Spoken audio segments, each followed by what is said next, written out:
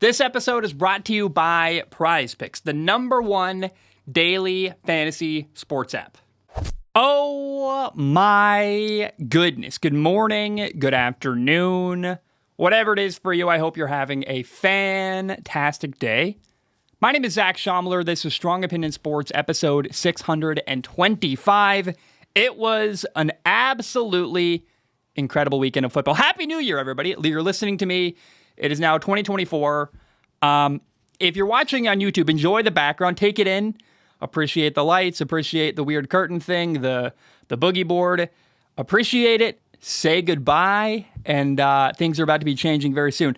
Guys, I love you. Hope you're doing well. We got to start today with a ad read. Prize Picks is the #1 daily fantasy sports app. Prize Picks allows you to make an entry based on player projections, and in 60 seconds, you can enter something like Joe Flacco throwing for more than 300 yards, Amari Cooper having more than 100 yards receiving, and maybe Brock Purdy throwing 2 interceptions. If your picks are right, you can win money. Making picks makes watching games more engaging, and you could turn something like $5 into $50. Prize Picks offers quick and easy deposits. You can even use Apple Pay, and they have weekly promotions that can lead to big payouts. For example, there's a weekly event called Taco Tuesday, where each Tuesday, Prize Picks discounts select player projections up to 25% to provide even more value. So put your skills to the test in daily fantasy. Go to prizepicks.com/CLNS and use code CLNS for a first deposit match up to $100. That's prizepicks.com/CLNS using code CLNS for a first deposit match up to $100. Prize Picks. Daily fantasy made easy. All right, let's jump in. I actually want to start with college football today. Rather than we usually start with the biggest game in the NFL or whatever happened in the NFL. Usually, sometimes it's been Thursday Night Football because Thursday Night Football has actually been surprisingly interesting. But we're going to start with college football today. In the college football playoff, my favorite thing this weekend, by the way, sat down New Year's Day and watched back-to-back really good football games. Alabama lost. Michigan beat Alabama 27-20 in overtime, and Washington beat Texas 37-31. Both games came down to the final play of the night, and I feel very, very comfortable saying that the College Football Playoff Selection Committee did absolutely the right thing. I loved what I got to watch on New Year's Eve. I remember when the committee came out, they didn't include Florida State. They put in Alabama. They put in Texas. And I said, go back and listen. I said, that's a great decision. I cannot wait to watch these games. And they delivered absolutely. It was incredible. That's exactly what I want from a football game. All I want is to not know who's going to win going into the final play of the game. We got that in both games, which is really, I think, good fortune for the playoffs committee. Here's another thing that happened to, I don't know that it's, how do I say this? I think optically what happened in another bowl game makes the playoff selection committee look even better. Even if the bowl games this year, other than the 2 I watched on New Year's, have been truly awful. Like awful. Players aren't playing. People are opting out. No one's giving their best effort. It's nonsense. To have a bowl game now is pretty meaningless. People don't give their best effort. It's just a way to, I think, make more money. It's very weird. We don't need them. I feel very confident saying this was the worst bowl season I've ever seen in my entire life. Ever. Never seen more meaningless, bad bowl games than we got this year. Other than the 2 college football playoff games, it was an atrocious, awful, awful year. Yes, there's a couple good moments here and there, but for the most part, non-competitive games, players not playing, nobody interested, and Florida State said, we're going to have 23 players opt out. Florida State was not interested in the Orange Bowl. And in the Orange Bowl, Georgia beat the snot out of Florida State 63-3. Now, I know there were opt-outs, and people are going to say, well, this was not Florida State really trying to win. They were 13-0. Now they're 13-1. If they'd made it to the playoff, more players would have played. They would have tried to win. I'm not here for the excuses. I am here to point out the hilarious outcome. Right? We were all there when the College Football Playoff Selection Committee decided to leave Florida State out of the college football playoff. And everyone said, that's not fair, that's BS, that's nonsense. and said, Florida State's better than a lot of these other teams. They would have won. And guess what? Whatever excuse you want to make is fine with me. I don't really care. I'm not here for the excuses. I'm here to point out that Florida State losing by 60 points in their bowl game to Georgia really makes me feel good that, hey, I'm glad they weren't in the college football playoff. I don't need to see a third-string quarterback playing against Alabama or Washington, Michigan. Gosh, I don't even care. I don't want to watch Texas play against a gimpy, not at full strength Florida State team. That's what we saw as soon as Jordan Travis left. I know that's controversial. I'm not even saying that. I really wonder what would have happened if Florida State had all their best players play in the Orange Bowl against Georgia, but they didn't. They chose not to play. They chose not to compete. Georgia said, you know what? We lost to Alabama in the SEC title game. It's unfair. I think for the record, Georgia was one of the best teams in college football, probably should have been in the playoff. But they said, we're going to just beat the snot out of Florida State, not make any excuses. Florida State complained and whined. Their governor threatened to sue college football or something. And it's like, all they did was whine, and then they got, let's say it, they got their asses kicked. And I really enjoy watching someone talk a lot of smack and then get destroyed. If you're going to talk a lot, you got to back it up. Florida State did not at all. And I watched Florida State get creamed in the Orange Bowl. 63-3. 63-3. The audacity of that fan base to complain about not making it into the college football playoff is boggling to me.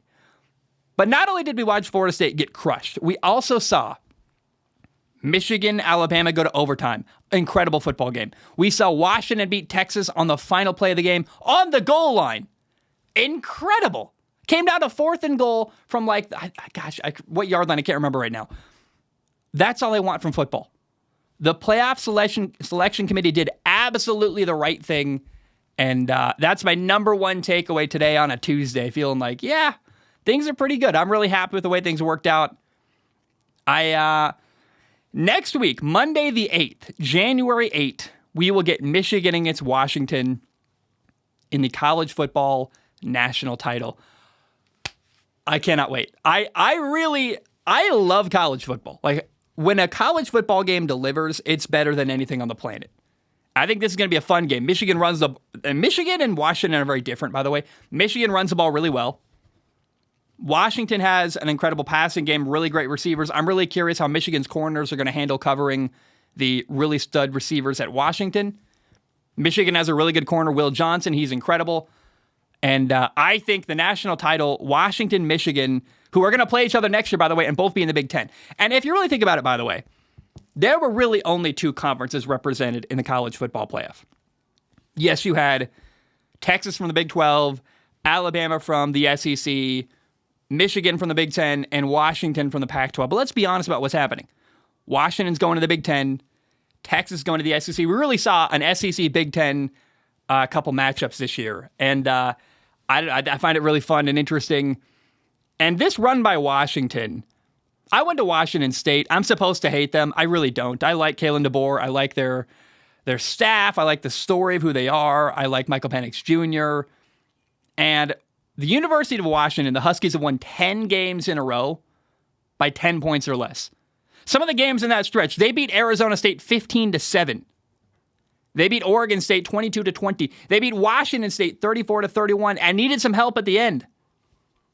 But they kept winning and winning and winning. And now Washington is in the national title, which I find really cool, man. Overcoming and finding a way to win every single week and just getting better as a team every single week. Like where Washington is now compared to that Arizona State game early in the year, it's a different team. And they've just gotten better and better. And for them to deliver against Texas is huge. We'll see what's going to happen against Michigan. And I do want to acknowledge, I think Washington kind of dodged a bullet. I would wonder what would happen if Washington had to play Georgia. Does Washington beat Georgia? I'm not sure. I really, that game, Georgia lost the SEC title game to Alabama. How many times out of 10 does Alabama win that game? Not very many, right? The biggest question we have to ask right now, there's not really much value in it, but it's worth noting. I think Georgia, if they'd made it into the playoff, would have won the national title probably still. I really believe that. Alabama, messy. They pulled it off. They barely beat them, but that was like a 1 out of 100 times happening. Alabama beating Georgia in the SEC title game. And where Georgia is, like, I feel bad for Georgia fans because they had one bad loss all year. For the first time in like 2 years, by the way, they've lost a game. 2 or 3, something crazy like that. And I just really, really feel for them because I think Georgia probably could have beat any one of the teams that I saw play on New Year's Day in the college football playoff. But again, Michigan, Washington, next Monday. It's going to be, I'm going to watch with my dad. It's going to be glorious. Can't wait. A lot of fun happening Monday night, and cannot wait. Let's now talk about NFL Week 17. We have 1 week left of the NFL season. Here is the second to last week, and here's what happened. First of all, the Baltimore Ravens beat the Miami Dolphins 56-19.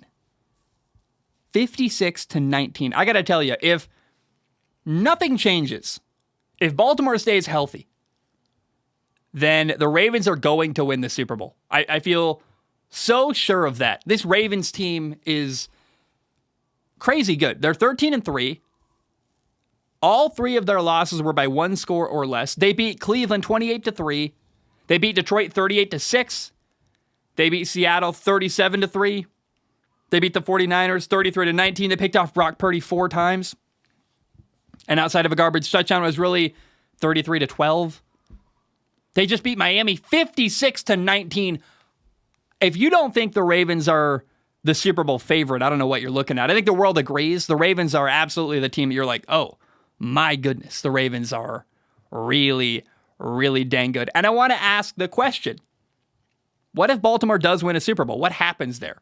I think for legacy, Baltimore winning a Super Bowl would be really meaningful. First of all, Lamar Jackson would win a Super Bowl. That would be awesome. I love Lamar Jackson. The guy who, I am not proud of what I'm about to say. But I will admit, if I go back and watch my old videos, there's a video of me at one point saying, like, should Lamar Jackson switch positions? I was one of those people. Because I'm like, he's a great runner. The game has really evolved since then, and part of it is Lamar has changed the game. But Lamar was once viewed as a guy, maybe not a quarterback. He was also an available free agent this offseason. Nobody wanted him. Every team in the NFL had an opportunity to sign Lamar Jackson this offseason and chose not to. So he re-signed with Baltimore and stayed, but he was a free agent for a while in 2023, and no one made a move to go get him, which is crazy because now he might be leading his team to a Super Bowl and might be the NFL MVP. So Lamar winning a Super Bowl would be massive for his credibility, for all the people that have doubted him. It would be a huge statement, and I can't think of a better guy to succeed at that level. I love Lamar. He's clearly worked his tail off. He's an awesome dude. He's relatable. He's fun to listen to. And man, when you watch Lamar Jackson play football today, you go, I can't believe it's the same player I watched at Louisville. Same athlete, sure, but like his accuracy, his ball placement, his ability as a thrower. He has grown so much as a quarterback. It's so cool to see. Oh, and by the way, remember, they hired Todd Monken as a new offensive coordinator this year in Baltimore. Kind of slow to start the year. They have taken off. Lamar Jackson just had 5 touchdowns against Miami. He was 18 for 21 passing and 321 yards and 5 touchdown passes and a perfect passer rating against Miami. Lamar Jackson winning a Super Bowl would be incredible. And let me say, I feel comfortable now with Lamar Jackson winning the NFL MVP. I think it's really gonna come down to Lamar Jackson, Christian McCaffrey, and Josh Allen. Those are the 3 couple guys. I think Josh Allen has better numbers than Lamar. I like McCaffrey because he's not a quarterback, and I'd like to see a non-quarterback win the award. But I think now, at this point, the guy I want to see win is Lamar Jackson, just because I love him, I love his story, and he's playing such good football at the end of the year. And for him to be available to all 32 teams, everyone in the NFL could have signed him if they wanted to. They could have made an offer. No one wanted him, and then him to back that up the next year by winning an NFL MVP, that would be such a cool story, let alone also winning a Super Bowl, which I want to see that happen so badly. On top of that, imagine this. If the Ravens do win a Super Bowl this year, which feels right now, January 2nd, very, very likely, it would be John Harbaugh winning his 2nd Super Bowl in Baltimore, this time with a totally different roster. Different quarterback, no Ray Lewis. They rebuilt everything in Baltimore, totally different team.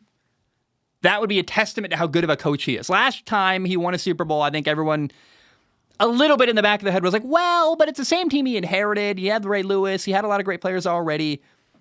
No. Now, if he wins a Super Bowl this year in Baltimore, it's very clear, like, John Harbaugh's, we already know he's an incredible coach. He looks like Brock Purdy's dad. That's a non sequitur. I just think it's funny. And I really believe if Baltimore wins the Super Bowl this year, it's going to change the way we look at Baltimore. It's going to change the way we look at Lamar Jackson. It's going to change the way we look at John Harbaugh. And man, I feel really confident and comfortable saying Baltimore, I think, is going to win a Super Bowl this year. And by the way, if you watch that Miami game, Lamar made a couple of plays that he does it every time you watch Lamar Jackson. He really does do stuff. You're like, he's the best player on the field by a lot. And he had a throw to Odell Beckham Jr. He made a lot of great throws against Miami, let's be clear.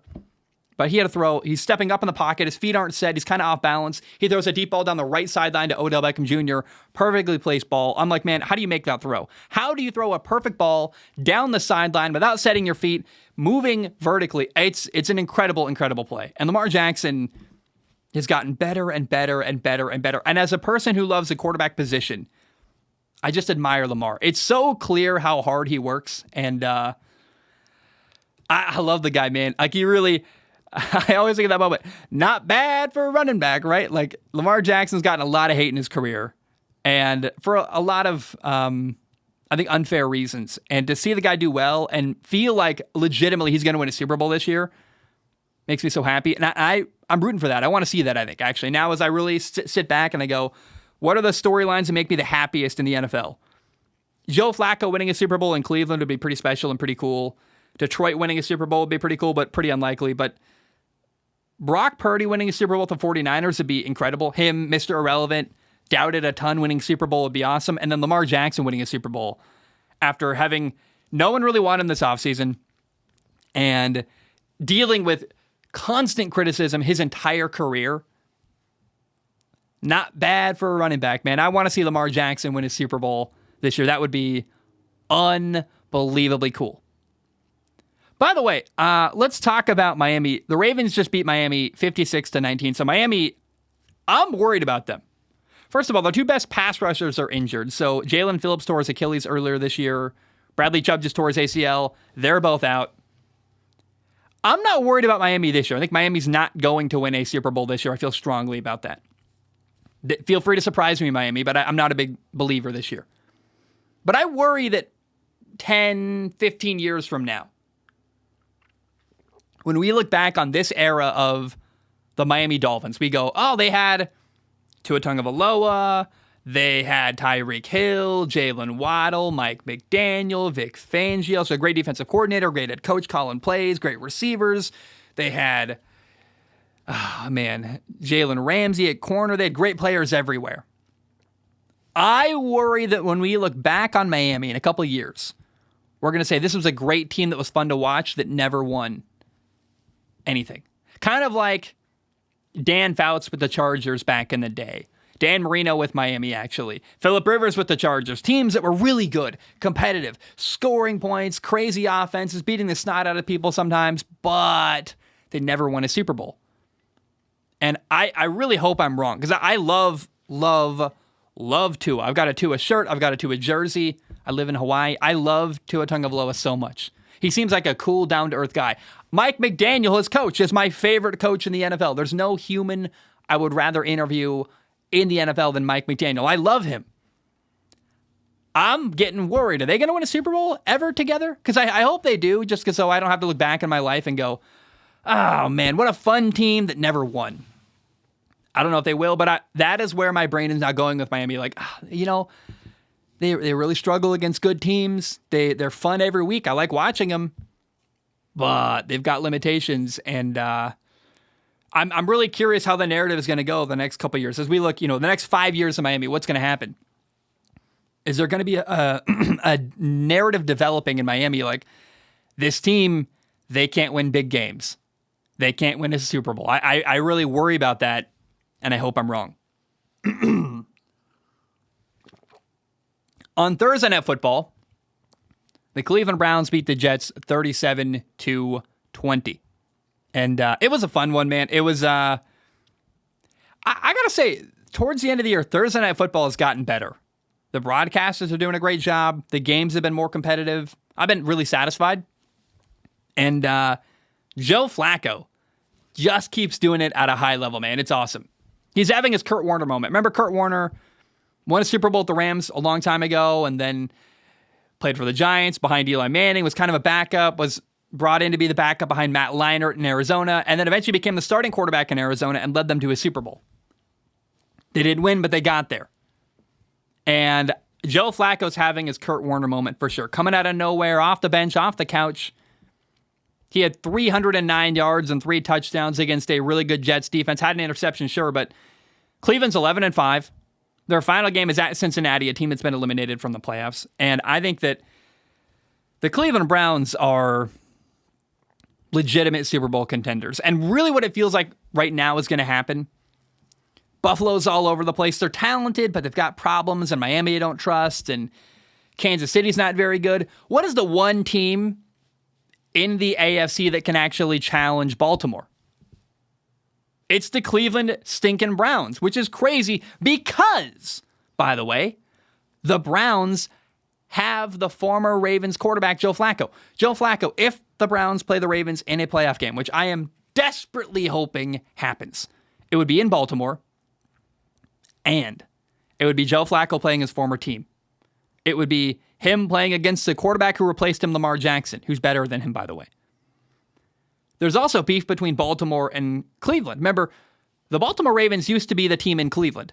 The owner said, screw Cleveland, we're leaving. We're going to leave the name and the records behind. We're now the Baltimore Ravens. We're moving to Baltimore. But the Baltimore Ravens used to be the Cleveland Browns. They literally left Cleveland and moved away. And then an expansion team was brought into Cleveland to make Cleveland have a team again. So there is a lot of history in this potential matchup between Cleveland and Baltimore, and I feel like we're just headed towards it. It's like an inevitability.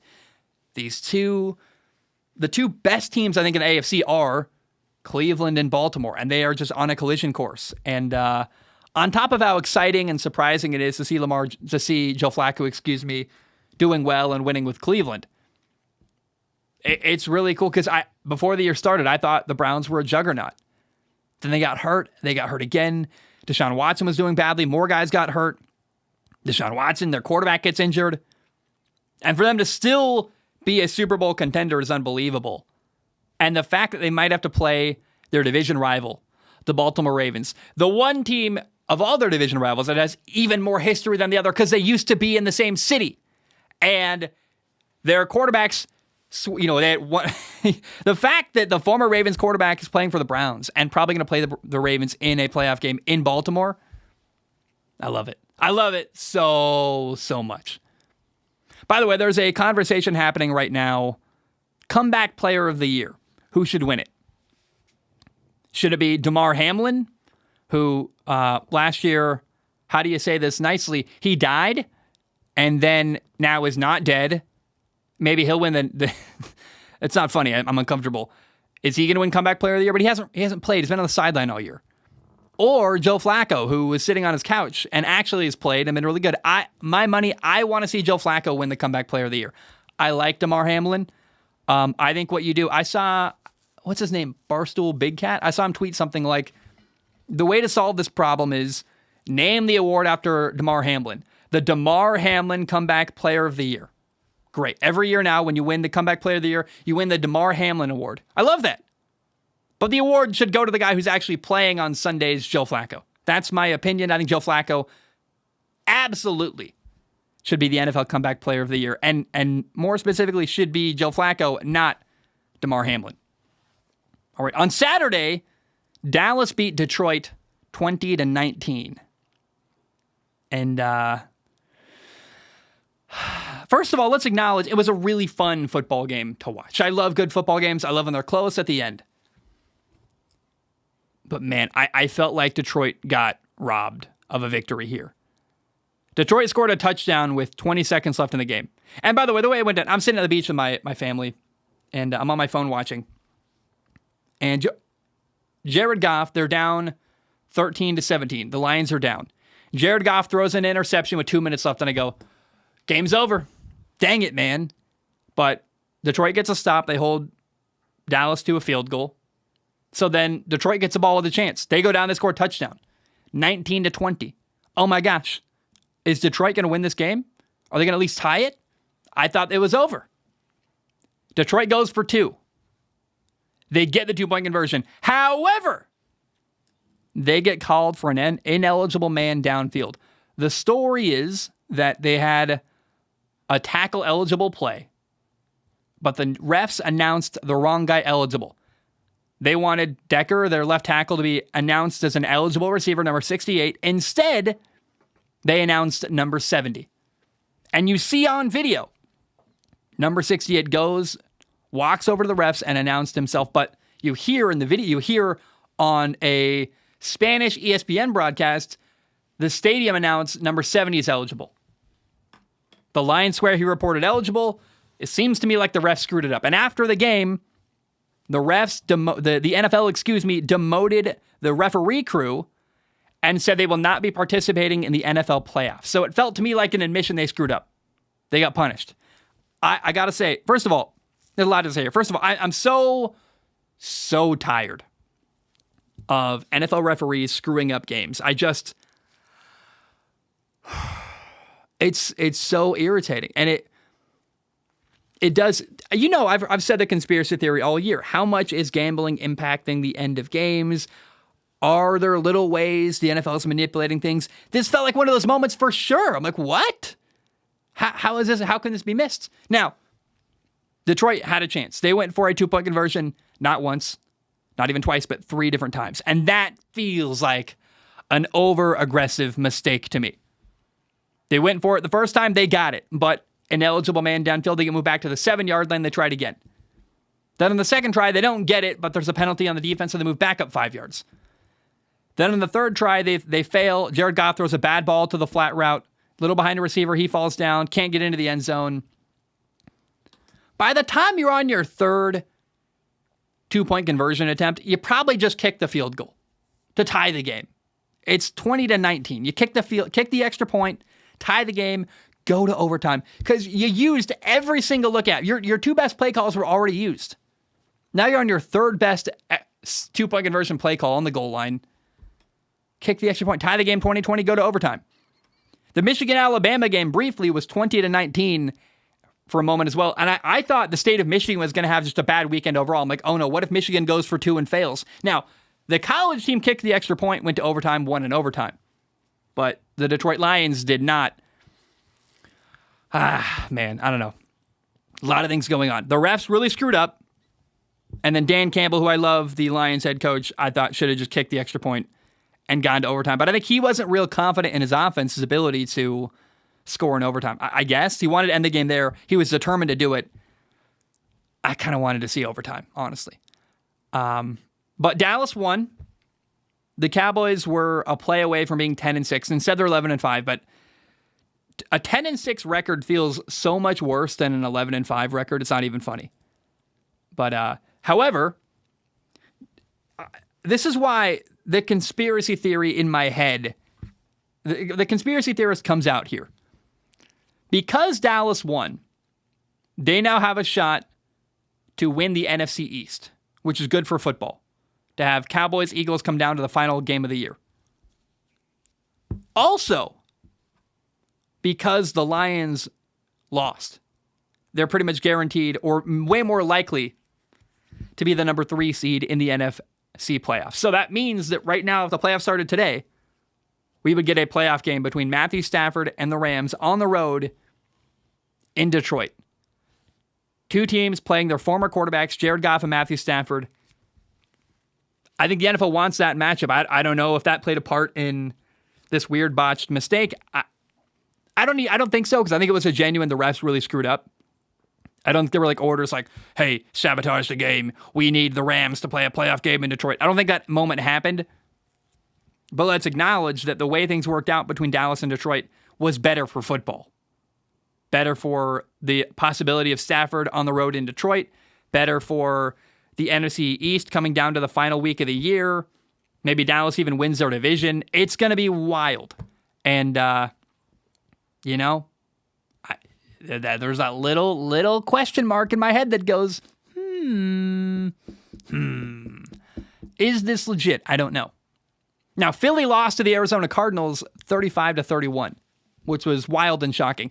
The Philadelphia Eagles, by the way, have lost 4 of their last 5 games, which is really, really not good. The Eagles had a lock to win their division and are kind of squandering it. Right now, today, in fact, Philly and Dallas are tied.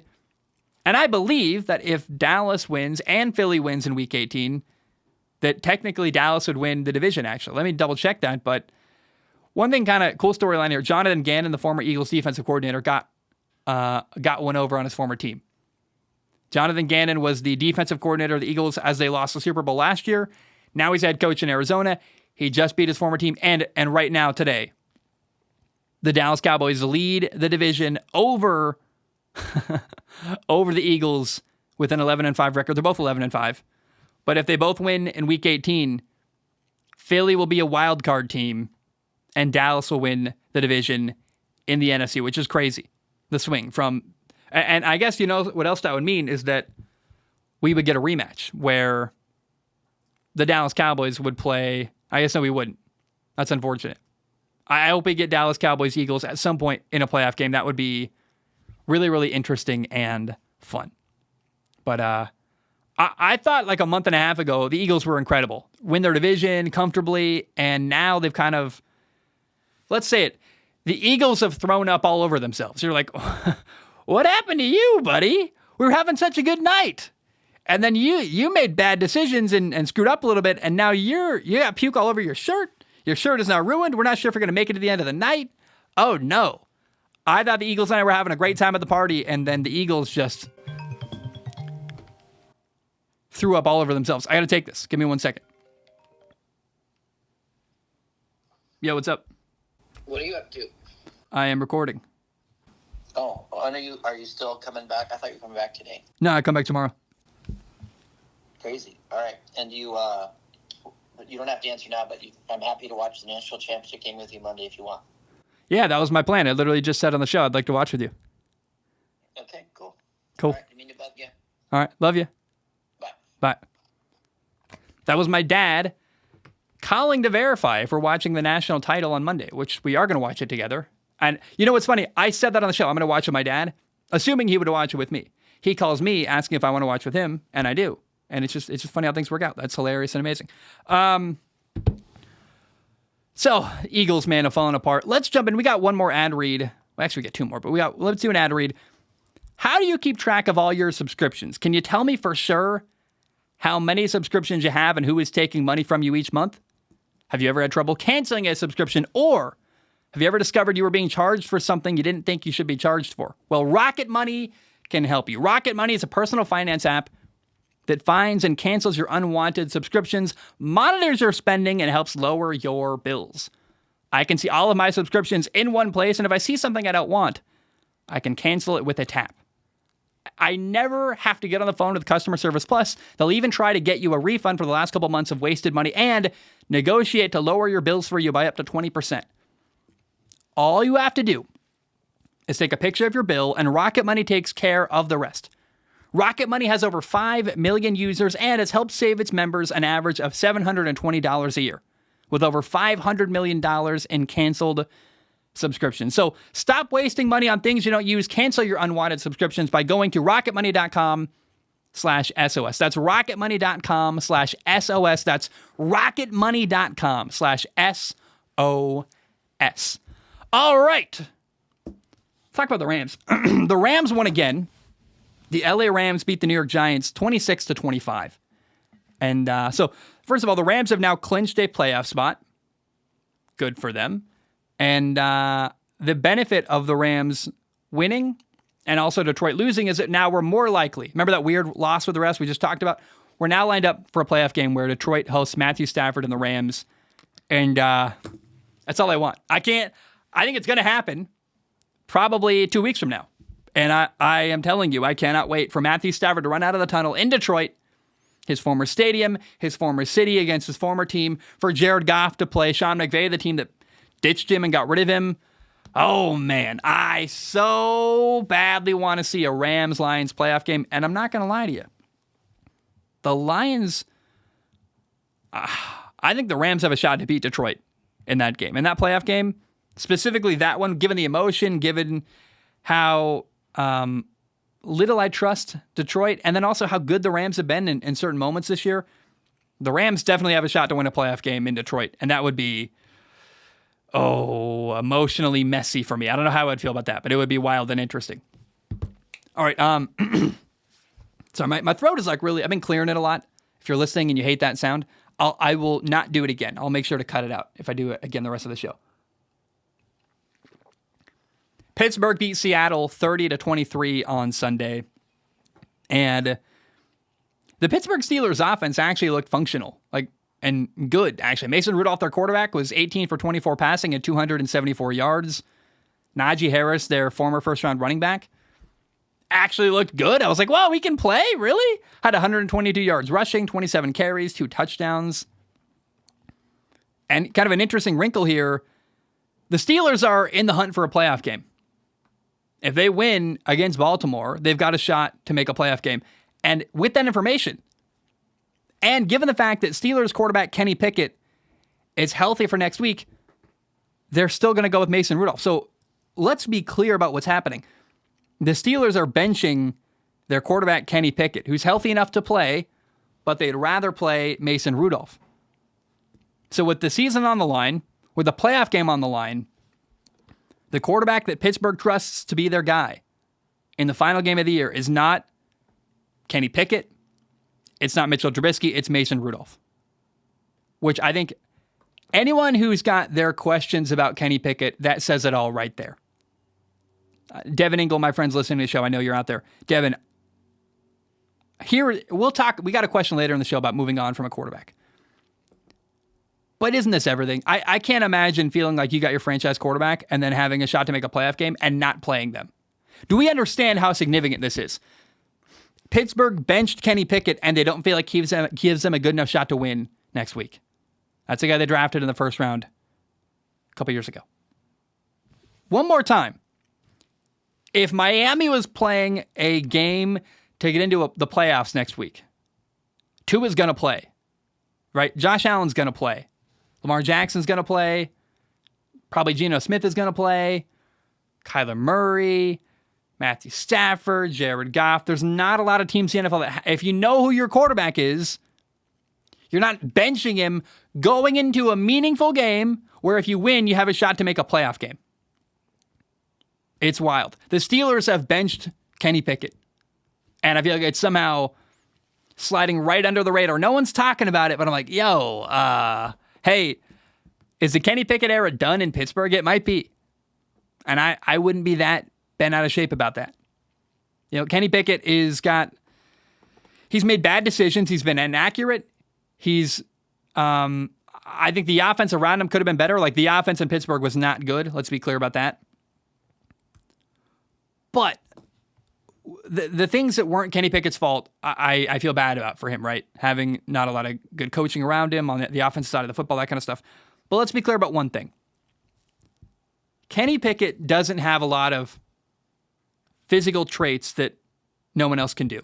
He doesn't do crazy stuff. He's not going to run around like Lamar Jackson. He doesn't have a crazy big arm like Justin Herbert or Josh Allen.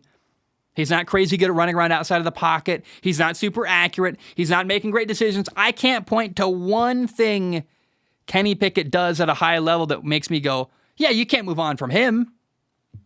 So if the Steelers do, in fact, move on from Kenny Pickett, I've got no problem with it at all. A couple of guys who are available next year for Pittsburgh, maybe at quarterback. Maybe they draft somebody. I love the idea of them drafting Cameron Ward out of Washington State.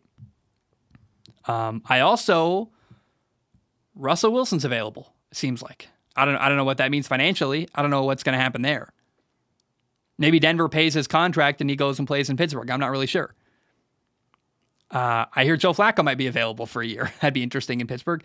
Another option, I hear Kirk Cousins thrown around a lot.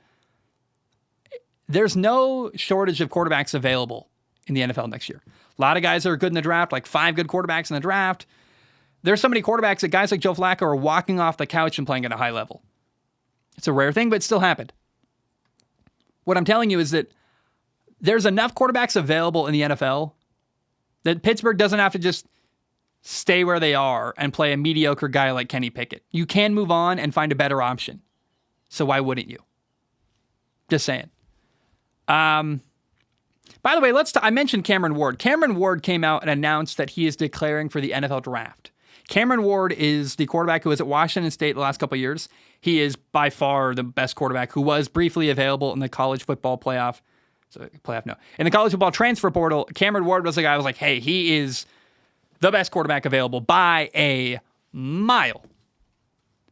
And that being said, I got to write this down. Cam Ward, take a note here. Cameron Ward, he appears like he's going to stay away from Ohio State. He's not going to go to Florida State. Florida State just got DJ Uiagalelei, the quarterback out of Oregon State. So Cameron Ward is playing fast and loose right now. He is telling the world he's going to go declare for the NFL draft, but he hasn't hired an agent. He has until January 15th to hire an agent and declare for the NFL draft. If he hires an agent, he can no longer go back to college, is what I'm told. What I find really, really interesting about all of this is that clause where he's got 15 days to decide.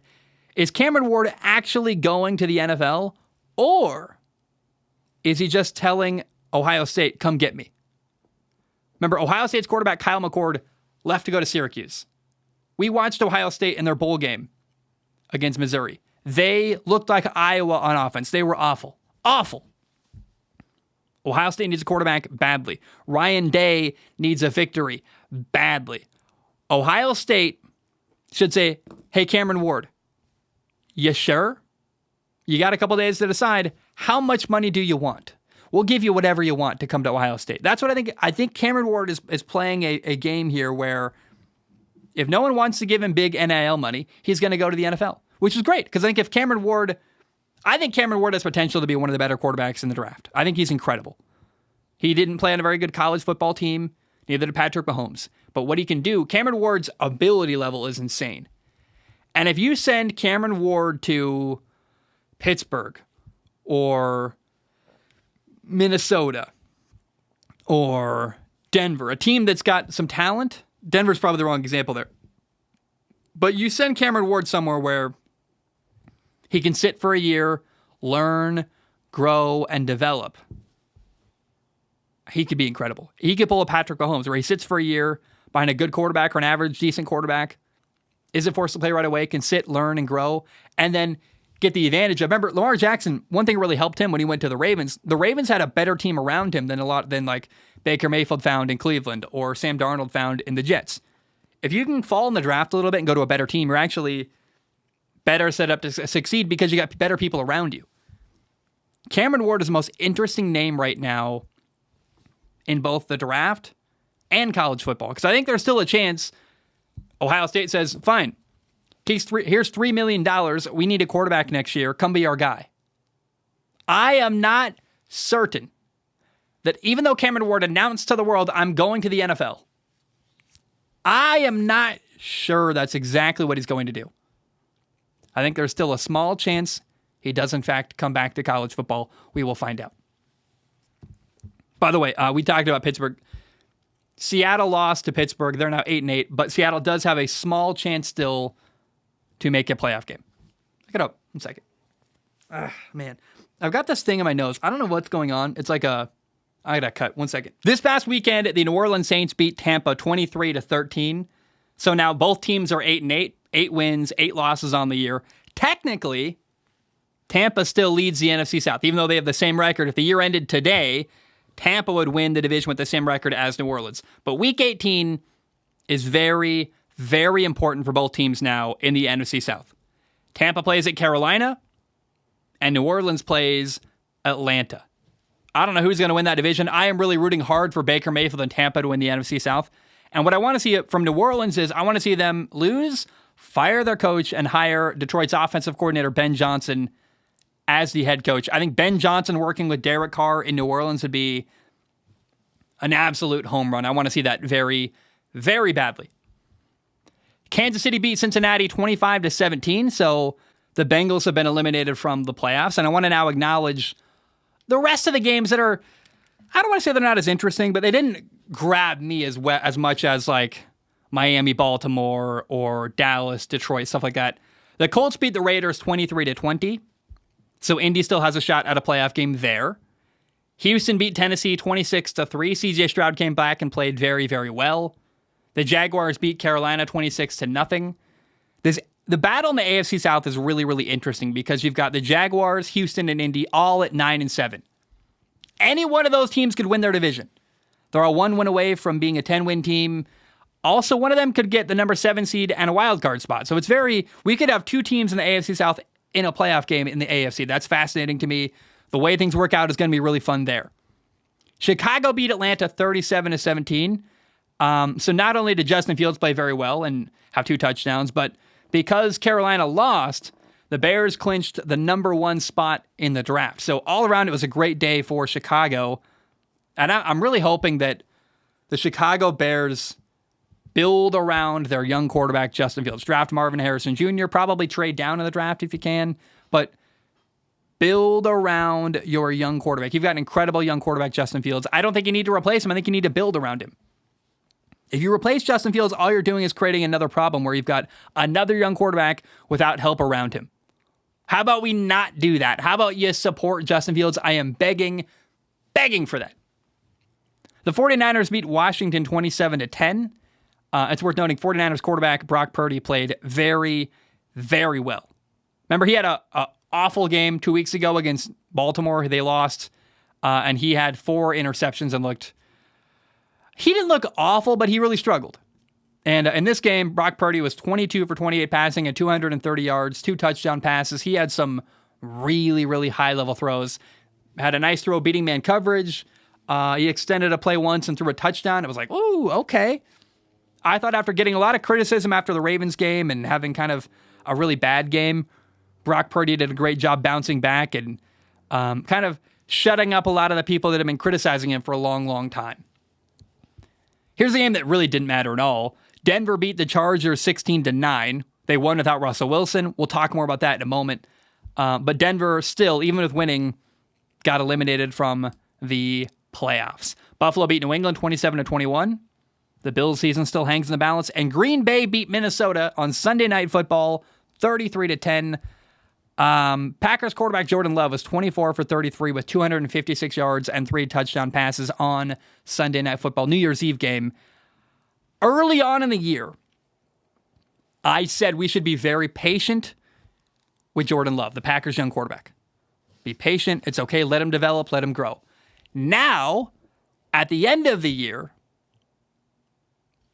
everyone looks at Jordan Love as a franchise quarterback. But that's because you can't give up on a guy after 5 games early on in the year. You let him grow, you let him develop. They got a young group of receivers around him. He's gotten better and better and better as the year has gone on. And by the way,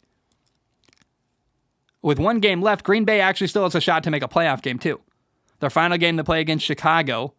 And I don't know how much of that is in their control. They could win and probably still miss the playoffs. But Green Bay, man, they got their quarterback. All they got to do now is build around him. Keep growing, keep developing. I like where Green Bay is at, and I love to see it. I love to see Jordan Love do well. Let's talk about Russell Wilson. Russell Wilson got benched in Denver. It happened. I published a show Wednesday.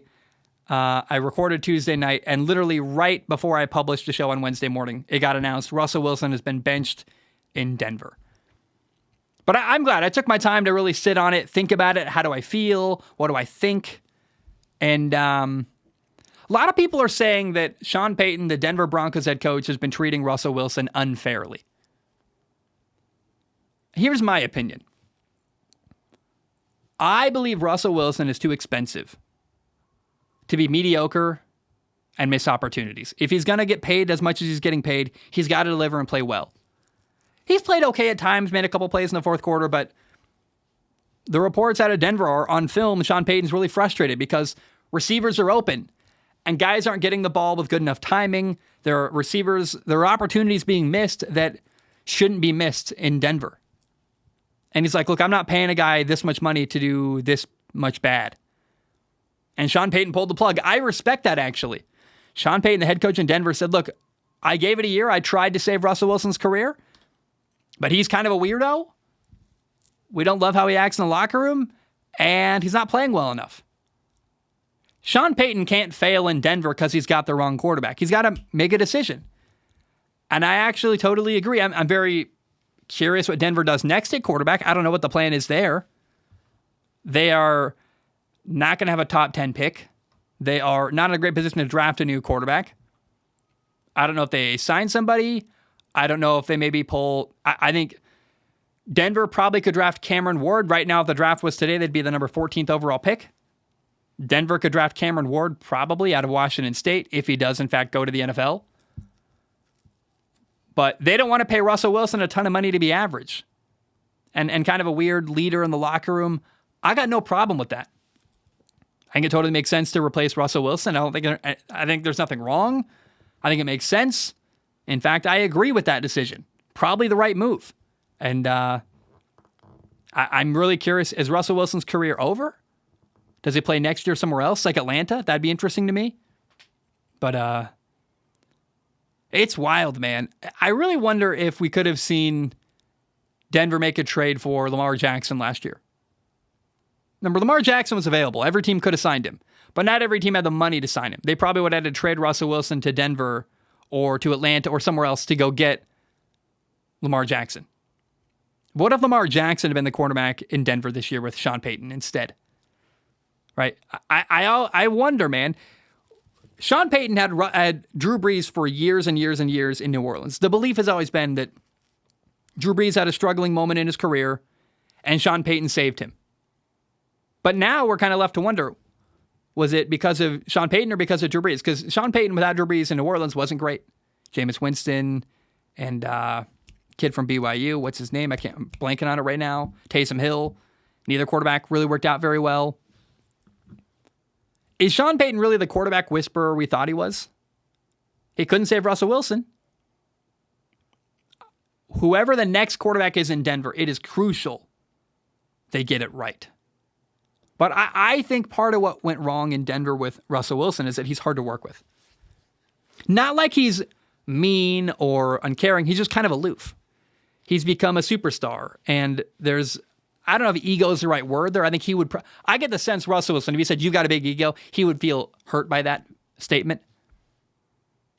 But I think he's become a bit of an icon, bit of a superstar, and has a lot of baggage that comes along with that. I think Sean Payton's eager to get a young quarterback in who's hungry, who wants to work hard, doesn't have superstar status. I don't know. I'm really, really, really interested what happens next with Denver at the quarterback position. Let me tell you about Factor.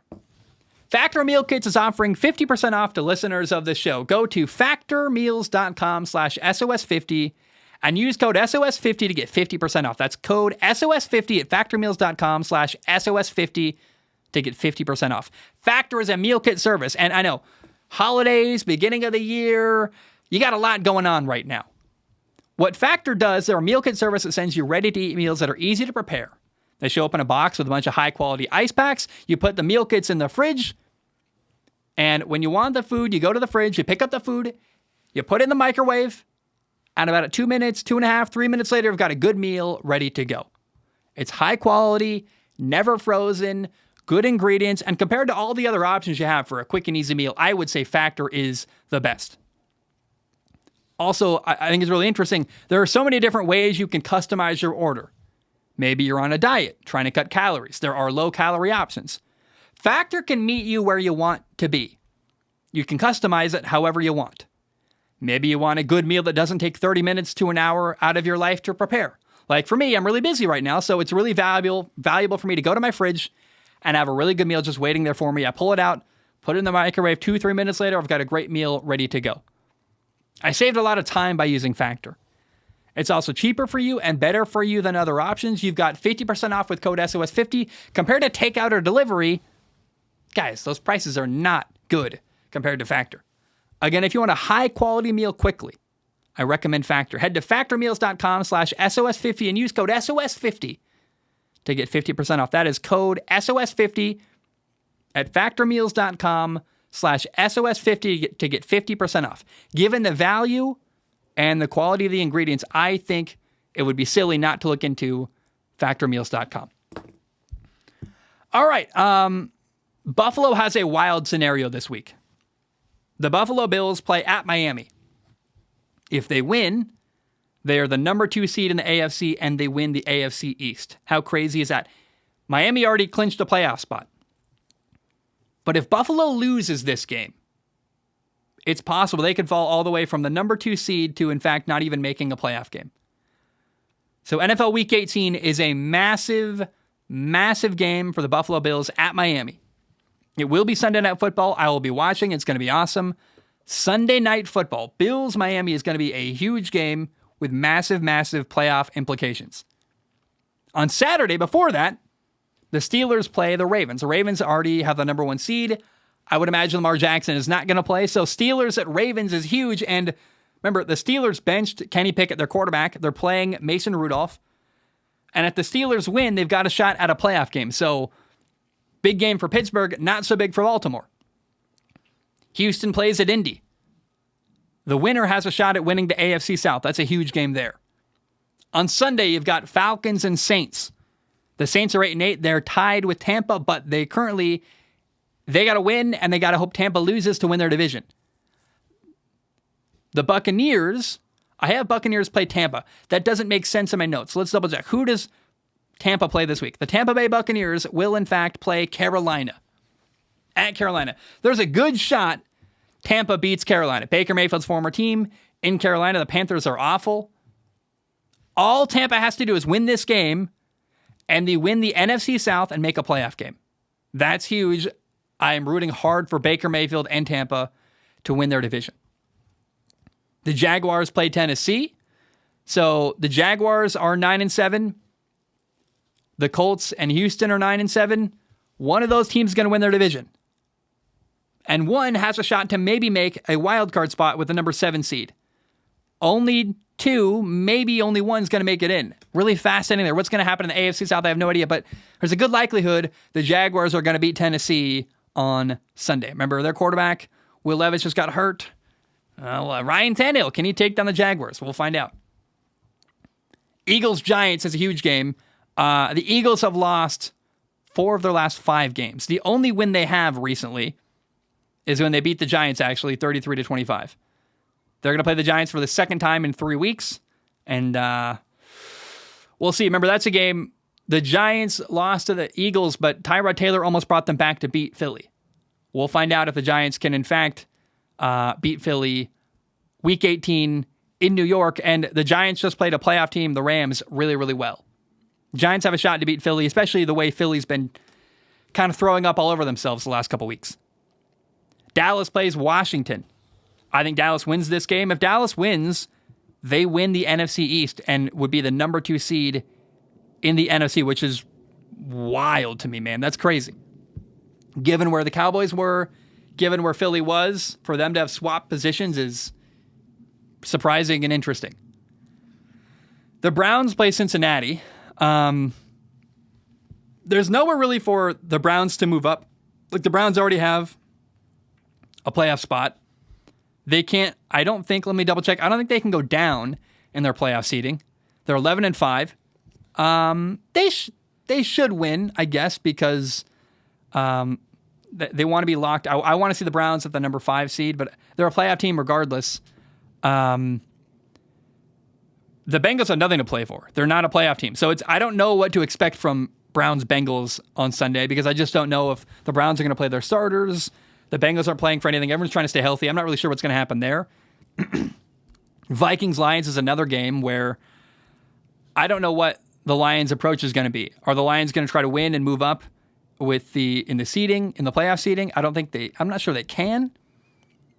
And they're both 11-5. So I think Detroit's kind of a lock for the number 3 seed. I'm not sure how much effort they're going to give to the Vikings game, or they're going to rest their starters. I'm not sure. Doesn't feel like a Dan Campbell thing to do. Jets-Patriots, meaningless game. Don't even care. Bears-Packers is a game that Justin Fields against Jordan Love, two young quarterbacks, is going to be really fun. And the Packers, if they win, have a shot at a playoff game. Very interesting there. Denver plays the Raiders. I'm rooting for the Raiders here because I want to see Antonio Pierce keep his job as the Raiders head coach. And Kansas City plays the Chargers. Another game that the Chargers are eliminated.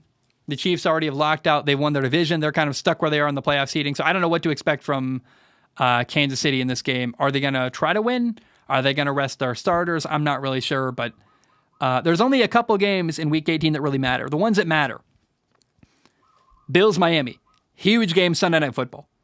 Steelers-Ravens, Houston-Indy, Falcons-Saints, Buccaneers-Tampa, Jaguars-Titans, and then the Eagles game and the Cowboys game. Oh, and Seattle plays Arizona. Seattle is not eliminated yet from a playoff game. They are currently the number 8 seed.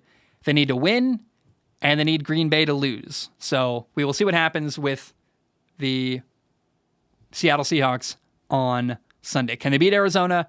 And will the Packers lose to the Chicago Bears? Probably. That's another, I think that Miami-Buffalo is a huge game. Division rivalry game, playoff implications.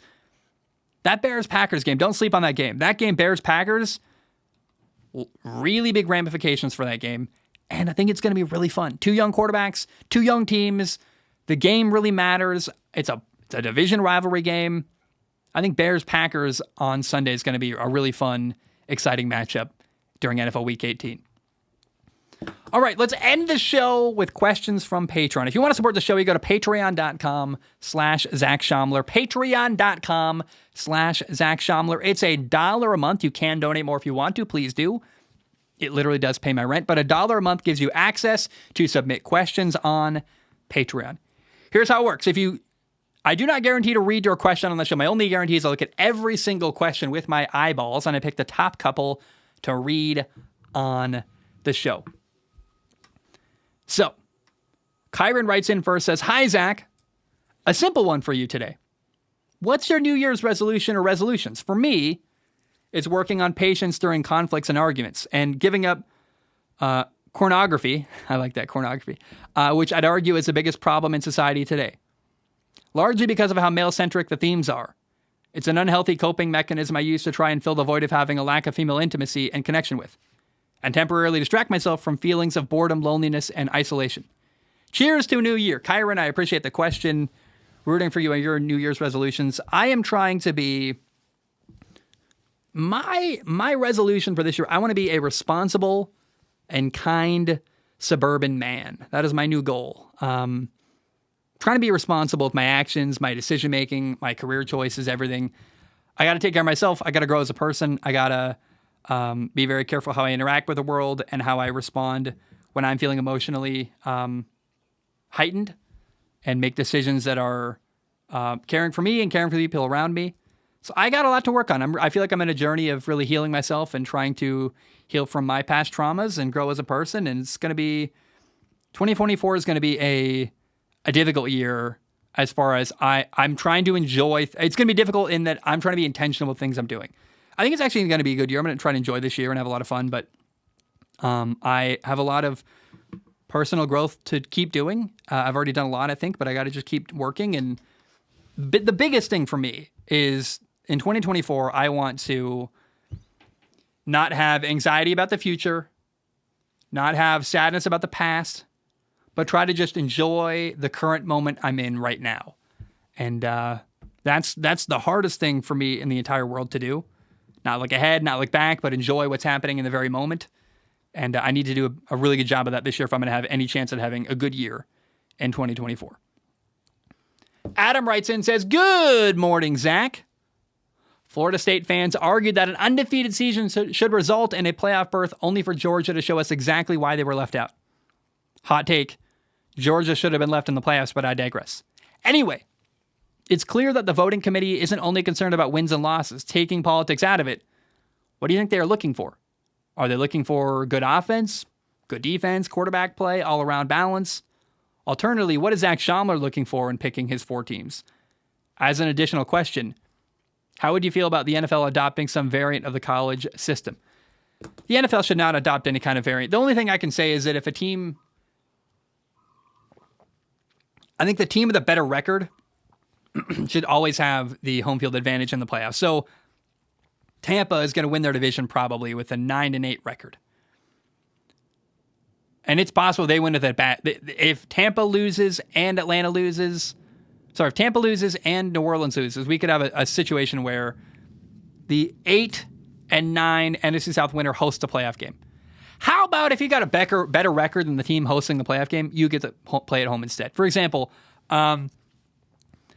if Cleveland plays Kansas City in a playoff game, Cleveland has 11 wins, Kansas City has 10. I would rather see that game get played in Cleveland than Kansas City. But I digress. What is the College Football Playoff Selection Committee looking for? They're looking for, I think, a couple things. They want the best teams in college football in the playoff, which I think it was a mistake because I think Georgia being left out was one of the better teams not being involved. But they also want to create good matchups that are good for television, and they want to have an argument they can use to justify it. But it's so much more about money than it is about the best teams or all this other. No one cares about the sporting. They care about money. So you want what happened in the college football playoff selection decision paid off perfectly. Alabama against Michigan. Huge TV ratings and an incredible football game. Washington, Texas. You had Washington playing against their former head coach, Steve Sarkisian. You had a Texas fan base really engaged, a Washington fan base really engaged, a lot of the Pac-12 people rooting for it. Washington, they hit every regional area they could have. They brought in as many people as they could to watch. I think TV money really plays a role in how they decide who gets in. They can't ever say that. They can't ever admit that. And thankfully, that system is now gone. But that definitely played a part in the decision this year, is who could get people to show up for them, who's going to bring the most money on TV, and who's going to create the better games. I don't think Florida State would have given us a great game in the college football playoff. And I'll always believe that. Hey, Zach, Richmond says, we all saw the Citrus Bowl beatdown, right? The final score, at least. Can we all agree that Florida State fans who keep using the excuse that they only lost because they had so many opt-outs and transfers, implying they would have when others deserve the trolling they're getting? First of all, yes, they do. Man, you had 23 players opt out. I don't know what to make of that, but you can't make a big stink for weeks about how your team got screwed over and then not even show up to the bowl game. Like, not even to lose 63-3. I don't care. You can't complain and lose that way. It's optically terrible. Richmond continues and says, Florida State fans made a big deal about how the ACC is holding them out of the college football playoff and wanting out immediately, then lost by 60 in a game that they would have claimed a national title if they had won. The excuse of playing a bunch of backups doesn't even work when they got outscored by Georgia's backups 21-0 in the second half. Some people just cannot embrace the butthurt fans mentality of, it's okay, bowl games don't even matter. I don't know what to make of that last statement, but I will say bowl games do not matter. It mattered to Georgia, though. Really, one of the only teams, here are a couple teams that really tried hard in their bowl games. Oregon beat the snot out of Liberty. They wanted that game. Missouri wanted their bowl game badly. I think Missouri wanted to win way more than Ohio State even wanted to be there. UCLA won their bowl game. Oregon, I think I already said them, they really care. And Georgia said, we're not going to complain about getting left out of the college football playoff. I never heard anyone in Georgia saying, we got screwed over. I think they did, by the way. But Georgia said, we lost to Alabama. We're going to take the loss. It sucks. But we're going to speak with our play. I thought Georgia made a statement by dominating Florida State 63-3 and saying, we should have been included. We were one of the 4 best teams in college football, and we didn't get to make the final dance. Just my opinion. I think you could have left Texas out, put in Georgia, been totally fine. But the way it worked out, we got 2 great playoff games. I'm happy.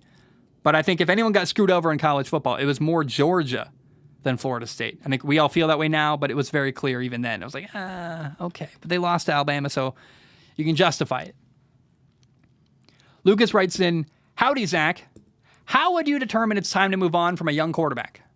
I think teams like the Commanders, Patriots, and Raiders this offseason all have decisions to make. How do you know when it's time to move on from a young quarterback? I think when you can do better, right? When you're, but not only when you can do better. Kenny Pickett in Pittsburgh does not have high potential. He makes a lot of mistakes. He isn't super accurate. He doesn't have a massive arm. He can't run around and make a lot of plays. I can't tell you what Kenny Pickett does well. There's definitely better quarterbacks out there than him. So not only is there better options, he doesn't have potential to get much better. So what's the point? Once you realize you've kind of reached the ceiling or don't have a high ceiling with the quarterback you have, that's when you replace him, right? It makes no sense to replace Bryce Young because he's done so much good. Even as a rookie, even on a bad team, there's no reason to replace Bryce Young. But Kenny Pickett made a lot of mistakes and looked really bad at times. And people say it's unfair to judge him, but here's what I'll judge him on. I'll judge him on his physical skill set, which also isn't very impressive. So what's the point with Kenny Pickett? You're getting a guy who's an average athlete, has an average arm, can't run around, and has a lot of bad stuff on tape. What is the purpose of keeping Kenny Pickett? I'm not sure. Aiden O'Connell in the Raiders organization, whether he's your quarterback or not, there's no reason to get rid of him. He's cheap, and he's a net positive for the organization. Mac Jones of the Patriots. I don't think you... What's his contract look like? Let's double check. Mac Jones contract. I think he's still under contract. So, Mac Jones, let's double check.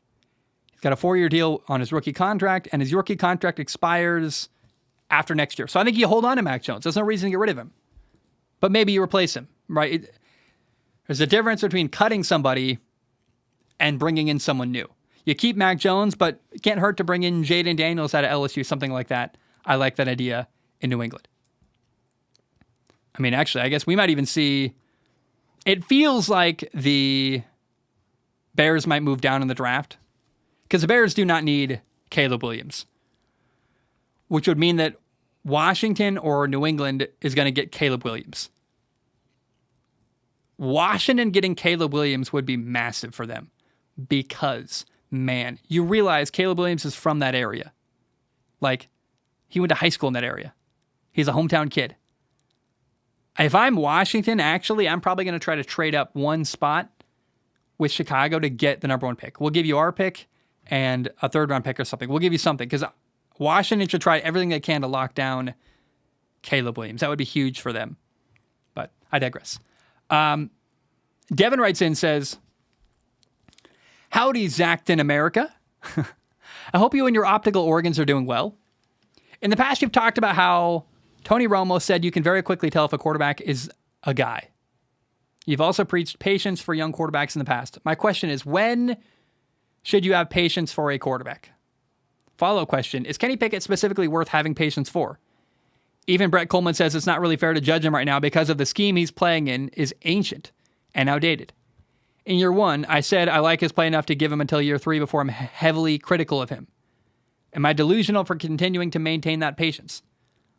Another follow-up, who are some of the young quarterbacks you'd advise exercising patience for? I think you'd be patient for Bryce Young, Will Levis, Jordan Love, and there's one other guy in my head. Bryce Young, Will Levis, Jordan Love. And that's about it, really. I mean, Anthony Richardson in Indy, like all the other guys have done well. You shouldn't give Kenny Pickett too many chances, right? Especially if you can replace him with a better option, you should do that. Yeah, the system around him sucked, but he doesn't have a great physical skill set. I hear Tony Romo saying you can tell pretty quickly if a guy's a dude or not. But isn't there something to be said for letting a guy develop and grow and get better? I've seen Jordan Love get better this year. Before the year started, it was kind of like, we're not sure. The messaging from the franchise wasn't very supportive of Jordan Love, kind of wishy-washy, but Jordan Love is the guy now. He's gotten better and better and better in Green Bay. You have to allow room for a player to grow. I saw Mike Tomlin, you're a Steelers fan, Devin. Mike Tomlin was talking the other day on some clip about how, like, I don't talk about, he likes when coaches take responsibility for their ability to improve a player's stuff. So, like, if you scout a player and you go, they don't use their hands very well, or this or that, anything coachable can be changed. So when you're scouting a player and you point out a bunch of stuff that they're doing wrong, it actually means we can probably work with this kid. As a kid, does he take criticism very well? Does he want to get better? That's all that really matters because we can teach him the other stuff. So take a kid with high potential who wants to learn. I don't know that Kenny Pickett has high potential, so I don't know that he's worth being patient for. Just my 2 cents. Fernavliz writes in, I want to look this name up. Does this mean anything in another language? Fernavliz. What is this? No idea. I don't know. There's a YouTube channel for Navliz. They play Splatoon 2. No idea. But as far as I can tell, it's a screen name, not like some name in Spanish or something. Fernavliz writes in and says, Hi, Zach. Just a random casual Raiders fan, which it's been the best 2 weeks ever recently. I'm starting to think Joe Flacco will be available next year. I was just wondering, what if Joe Flacco ends up on the Raiders? Will the team be considerably better, awesome, and cool? Or just simply better, but not that much? The Raiders' defense is great, and it is starting to have more than already 2 awesome receivers. Anyway, thanks for reading this. Keep up the good work, Zach. Is Joe Flacco to the Raiders a good idea is kind of the question, I guess. Part of why Joe Flacco is doing so well is because there's a really incredible group of players around him in Cleveland. I think Joe Flacco should be a starter week 1 next year, like on a team that drafted a rookie quarterback. So whoever drafts Cameron Ward, like I love the idea of the Raiders drafting Cameron. Raiders right now have the number 11 pick. What if you draft Cameron Ward, let him sit and learn, and bring in Joe Flacco to be your starter week 1? No one expects Joe Flacco to win a Super Bowl with the Raiders. He's stable. He's okay. You bring in Joe Flacco, you pay him some money, and then you let the young guy learn behind him. You also have Aiden O'Connell in the mix. I like that idea. But there's not a lot of teams around the NFL that need Joe Flacco because there's so many young quarterbacks available in the NFL. I think the Raiders, maybe New England or Washington, kind of the only spots really that even could use a quarterback next year and not want a young guy. So Joe Flacco's role, because he's so old, he's 38, 39. If you can draft a young guy, you're going to draft that young guy instead of Joe Flacco. The only way Joe Flacco makes sense on a team like Raiders is if you draft a young guy and aren't ready to play in week 1 and you want someone to play for a little bit to help your team give the best chance they have to win now until the young guy's ready to go. Sidewinder right in says, Big Z! It should be a new year by the time you read this, so naturally, if you could travel backwards in time to any year, anywhere in the world, when and where would you choose? What would you do? You can invent football, be a philosopher in Greece, or try to survive in prehistoric times. Anything sooner than the 1900s feels like a cop-out, by the way. Also, please bring back the Shami's SOS Awards at the end of the season. Maybe patrons could submit some fun categories to go along with the usual ones. We should probably do an award show maybe in February. Not going to lie to you, man. If I could time travel, I would either go back before my brother died and try to help him, which I don't know if I could. I don't know if that's a losing battle. When someone decides they want to end their life, I don't know if you can save them or not, but I would try. Or I would go back to probably June this year, and I would just not come to Hawaii. And I would stay living with my ex-girlfriend and ride that out and enjoy it and try to take what I know now and do better than I did before. But sometimes you need to make mistakes to learn, and here you are. So I don't have a crazy answer. I think I would just use it to rectify the things that have gone wrong in my life and try to do a better job the second time. I wouldn't want to go back super far and try to relive my whole life. I don't want to do that, but I would try to save my brother if I could, which I hope I could. I don't know if I could, because what would really suck is if I go back and try to save my brother and he still takes his own life. That would suck. Whereas I know if I go back to summer last year, I could save my last relationship, and I know I would succeed there. I don't know if I would succeed with my brother, which is honest. Lionheart says, Zach, I have a theory about the future of the quarterback position that you may not like. We'll find out. We're seeing like half of the good quarterbacks in the league either miss games or miss the entire year due to injury. Teams will not continue writing massive checks for these players without better contingency plans in place. In six-man football, a lot of teams run a two-quarterback system with one quarterback will catch the snap and either pitch it to the other guy or throw it himself. I think at some point in the future, we will see the running back phased out entirely and replaced with a second quarterback. Both quarterbacks will likely be expected to run and pass at a high level. I think there will still be personnel packages with only one quarterback on the field, but in my opinion, adding a second quarterback seems inevitable. Sooner or later, teams are going to get sick of feeding one guy 25% of the salary cap just for him to go down for the year in week 2. A 2-quarterback offense not only gives you more breathing room if one quarterback gets injured, but it also doubles the amount of quarterback jobs in the league, which would cause quarterback salaries to go down, supply and demand. There is also another scenario where every skill player is expected to be able to catch, run, and throw, making offensive football consist of 6 generic skill players that can do everything, and 5 linemen to block for them. I don't know what to make of this, man. The idea that comes to my head is Lamar Jackson in the same backfield as Jaden Daniels, and like the insanity they could create together because they are both dynamic, have a great arm. I don't know, man. And that's no insult to Lamar Jackson. I just think they're the both 2 best athletes probably about to be in the NFL. Or what if you had Justin Fields and Lamar Jackson in the same backfield, playing quarterback and running back and doing all kinds of stuff? I mean, it's a wild thought. I don't think I can't imagine a world where we're going to have 2 quarterbacks so like that, like you're talking about, playing basically flag football. It's a cool idea, though.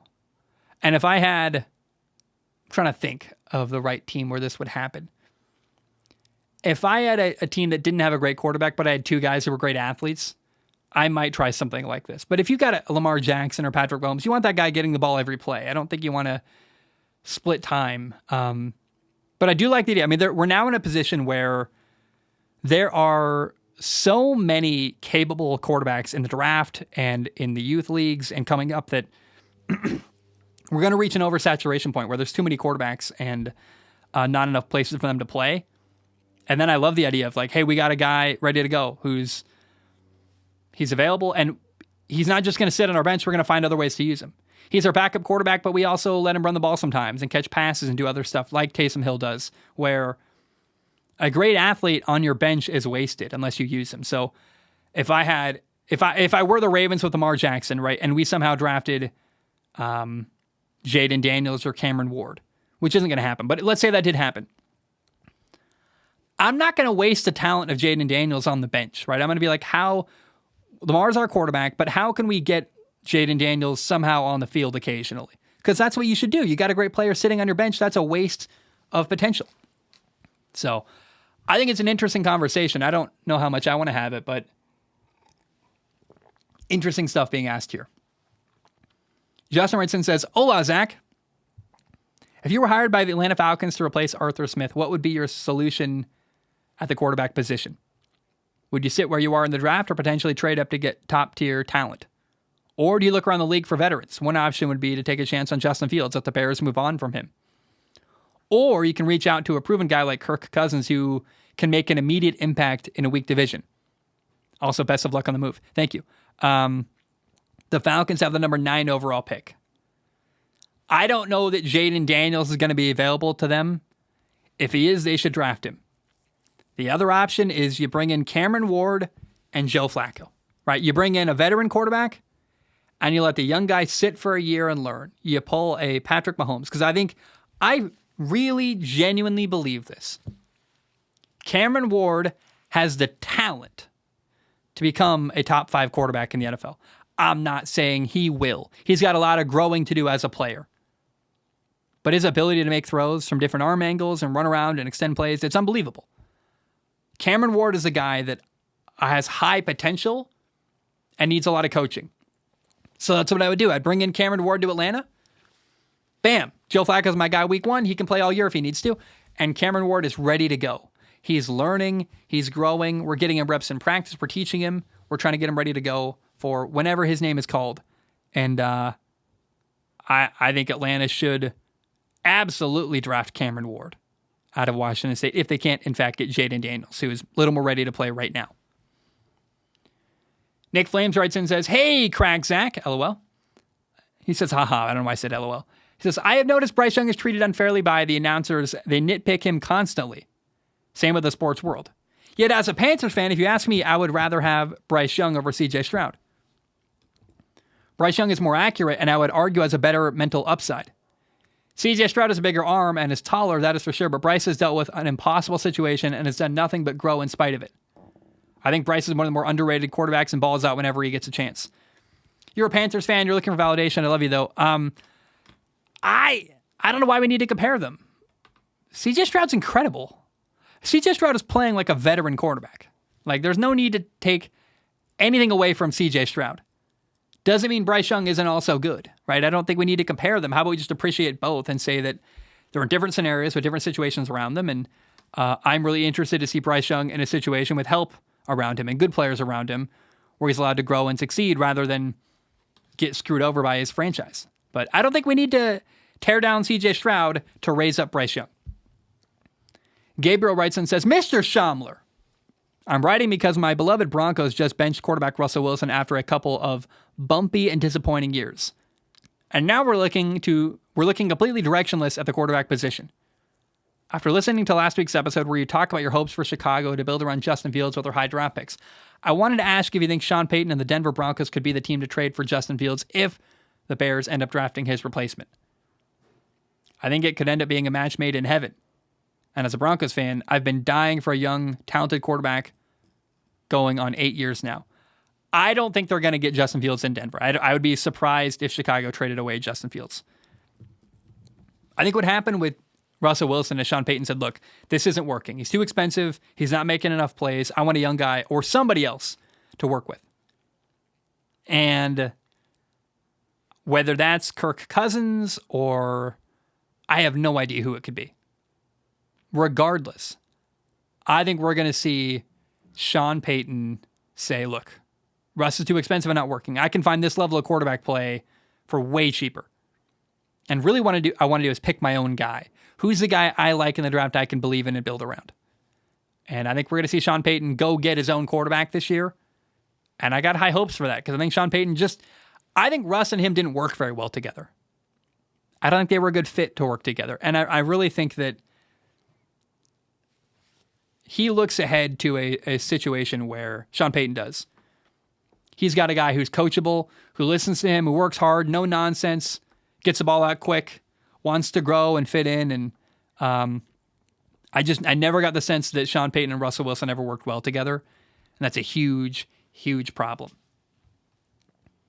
A bear writes in and says, hey, Zach, I'm writing in for the last time for a while. I'm experiencing financial difficulties and am purging my for-fun expenses as much as possible. Unfortunately, you fall into that category. I will still be a regular viewer, but sadly, I cannot support you here on Patreon anymore. I'll take a stab at an unhinged question this week. What do you think would be easier? Beating 5 12-year-olds or 25-year-olds in a fight? First of all, Iber, thank you for your support, man. I love you. I totally... Take care of yourself, man. I'm grateful for your support. I love you. We've had a lot of cool interactions over the years. You're awesome. Rooting for you in life. 25-year-olds or 12-5-year-olds? I don't even want to try to fight any group of young kids. That sounds awful to me. If they were, let's make them zombie kids, right? These are zombies trying to eat me. So, 25-year-old size zombies or 5 12-year-old size zombies? I feel like both 5 12-year-olds is still like not a small human. 25-year-olds is... I'd probably take 25-year-olds. Give me a baseball bat and 25-year-olds. So messed up. They're zombies. They're zombies, I swear. That's what my head is imagining. I could probably take them out, but it wouldn't be pleasant. Either amount you chose is like a little bit too many to make either one of them a comfortable fight for me. I'm like, I don't really... it's a lot of... I don't like that. Steven writes in and says, hey, Zach. First of all, your ducks or boats line from the last episode made me laugh like a madman while walking my dog through the neighborhood. So thank you for that. But I strongly agree with your assessment of the value of eating duck. Chicken is pretty natural in terms of flavor, which makes it very flexible and adaptable for many sorts of dishes. But duck has a strong flavor of its own and prepped the right way kicks the pants off any chicken. Steven, sounds like we got to get together and you got to give me some duck because I don't know where to find good duck. I have no idea. But I'm willing to change my mind on duck. I said chicken's better than duck. I don't get it, but maybe I just had bad duck. I've only had duck one time, so maybe I just didn't have a good enough chef. Stephen continues, says, anyway, continuing with the culinary theme. If you had to choose a single type of fruit to include in every meal you had for the rest of your life, what would it be? This includes all the technical fruits like avocados, peppers, legumes of various sorts, olives, okra, etc. As a rule, let's say you have to use one whole unit of the fruit in each dish. So you could, for instance, pick chickpea, but then you'd have a single cold, hard chickpea floating around in your bowl of cereal every morning. Regards, Steve. This is so easy, it's not even funny. I would have a blueberry with every meal. It's worst case going to make the meal better, like augment it. Sorry, best case, it's going to make the meal better, like in your cereal and your oatmeal and your pancakes. Like, blueberries are really good with breakfast, for example, right? But if you're having a blueberry with dinner or lunch, it's either your side dish or it's your dessert. And then you're solved. Blueberries fit in with every meal easily, I have no doubt. You have lasagna, blueberries for dessert, no problem, right? You can make blueberries fit into any meal I can imagine happily. Now, I don't want it floating in my soup. I want it next to my soup. Maybe that's not what you're going for, but that's what I'm imagining. It's blueberries with every meal. And sounds like a good life to me. Jay writes in and says, "Hi, Zach. With the NFC South being one of the worst divisions in football, and their division winner could have a losing record, I'd like to propose an alternate playoff format. If a division winner has A, a losing record of 8-9 or worse, and B, the first wildcard team has a winning record of 2+ or more wins, the wildcard team would then get home field advantage for the wildcard game. I think this would be a fairer method, make the playoffs race more interesting, and reward superior teams. Love to hear your thoughts." I love that. You said exactly what I was trying to say earlier in the show, which is that if you've got a wildcard team playing a game against a team that won their division, but the team that won their division has got a losing record, they shouldn't get a home field advantage game, in my opinion. But also, like, maybe they need it. Maybe the 8-9 Buccaneers making a playoff game need the home field advantage to maybe win. So I think I'm comfortable leaving it where it is, but I'm open to that conversation happening in the NFL. Matthew writes in and says, "Hello, Zach." This one's unhinged. I love it. "I've been thinking about how in The Martian, Matt Damon uses his own doo-doo as fertilizer for his potatoes. Would you eat produce that was grown with human waste? Maybe as a slightly cheaper alternative you can buy? What if you knew the person whose poop it was grown from? Or would you only eat it if it was your poop produce?" Matthew, I love you, man. First of all, do you realize what fertilizer is? Like, we're eating vegetables that's grown in chicken shit and poop shit or cow shit and all kinds of, I said the S word too many times. I'm sorry. Poop, dung. I can't go back. It is what it is. Like, vegetables are grown in animal waste constantly. Why is it different if it's human poop? I'm not saying that's great. I don't love that at all, but there's a reason why in France when the farmers protest, they spray fertilizer all over the government buildings, which means they spray poop all over the government buildings. Every vegetable or fruit you've ever eaten was grown partially with animal waste. So why is human poop any different? I don't know, man. I wish I could say this made me feel gross and horrible, but I would eat food grown in human poop probably without even thinking about it. Like, yeah. It's just like the chicken poop we use for fertilizer. Or, I mean, there's probably cows. There's probably some animal that makes the best kind of fertilizer, but we do that already. So I got no concerns with food products at all. Final question of the day. Matt, we already answered Matthew's question. Optimistic Cyclones fan writes in. Says, "Hey, Zach. Yes, Brock Purdy had a bad game, but what quarterback hasn't?" He's referring to the Baltimore Ravens 49ers game where Brock Purdy had 4 interceptions. Cyclones fan continues and says, "It seems like Brock Purdy gets more hate than he deserves, even when he loses. The expectation he's held to is near perfection, and anything less means he sucks. It really annoys me that the media is reactionary and only posts hot takes to get clicks. Let's be honest. The Ravens game was his worst game to date, but it's like that one game wiped away all his other great performances. In my opinion, his first pick was on him. He didn't see that safety and the throw was late. That's the one near the end zone. But the other 3 were fluky plays. 2 were tipped. His arm got hit on the last one. Everyone is freaking out during the Niners' 3-game losing skid midseason. They came out of it and Brock played better than ever. Unlike the media, I'm not going to overreact to one game. The Niners will be fine. Health is still their greatest concern at this point. Getting the number 1 seed will be huge for them. I'm sure Brock Purdy will bounce back these last 2 games. Your thoughts?" He did bounce back. Against Washington, he looked outstanding. I think the Super Bowl is probably going to be the 49ers Ravens right now. We're going to get a rematch at some point, and he'll do better the second time. I believe that. Brock Purdy's not a system quarterback. He's not only good because of the players around him. He makes plays, man. Brock Purdy does a really good job. He beats man coverage. He gets a ball out quick. He's got great timing. Like, if you put Kenny Pickett in the Steelers offense, he wouldn't be as good as Brock Purdy is. I'm not sure Russell Wilson would be as good as Brock Purdy is in the 49ers offense. Brock Purdy makes plays, man. And he doesn't just make plays by running around and beating man coverage. He makes plays with his mind and puts the ball in the right spot every single time, almost. I think Brock Purdy deserves a lot of credit. And the fact that he gets overlooked and doubted constantly, I don't know, man. It's literally only because of where he was drafted. Richard Sherman once said that, right? If he was the number one pick, he would just get constantly praised all the time. And I don't know, man. It's wild. Well, I got one more question today. Justin writes in. Justin says, I'm looking at Patreon here. Justin says, aloha, Zach's eyeballs. I absolutely cannot stand the argument that Florida State is making after the Rose Bowl, saying that Alabama losing is proof they belonged in the playoffs, after getting obliterated 63-3 literally 48 hours before. I understand Florida State was missing a very large chunk of their players, but Georgia still showed up and wanted to prove that they deserve to be in. So why didn't Florida State show up and want to prove themselves too? Also, I feel like Alabama losing by one score in overtime, mind you, to the new number one team after upsetting the previous number one, is not proof that Florida State deserved to be in. If anything, it's proof that Alabama was deserving. Just very silly and childish. Yeah, again, Florida State talking smack when their team didn't show up, literally guys didn't play. If you don't want to compete, you can't complain. It's that simple. Georgia said, we're not going to complain. We're going to beat the snot out of Florida State and let that do the talking for us. I feel way more sympathy for Georgia, who got left out and won 63-3, than I have no... The more you complain, the loud yappy dog gets annoying after a while. Florida State has talked and talked and talked and talked and talked, and now no one wants to listen to them. And also, they're wrong. All right, guys. That's the show for today. I love you. I appreciate you. Everything behind me is about to disappear. I got to pack. Like, I move tomorrow. It's not even 10 a.m. yet, but I got to pack everything in my room. So I love you. I got to go. I appreciate you. I hope you have a great day. And bam, we are done.